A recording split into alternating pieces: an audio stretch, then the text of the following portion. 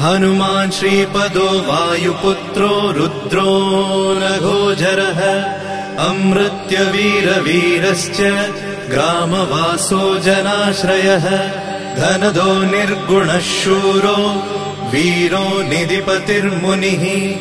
पिङ्गाक्षो वरदो वाग्मी सीता शोकविनाशकः शिवः शर्वः परो व्यक्तो व्यक्तो धराधरः पिङ्गकेशः पिङ्गरोमा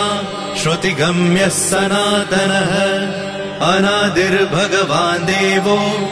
विश्वहेतुर्जनाश्रयः आरोग्यकर्ता विश्वेशो विश्वनाथो हरीश्वरः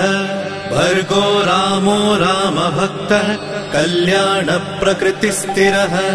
विश्वम्भरो विश्वमूर्तिर्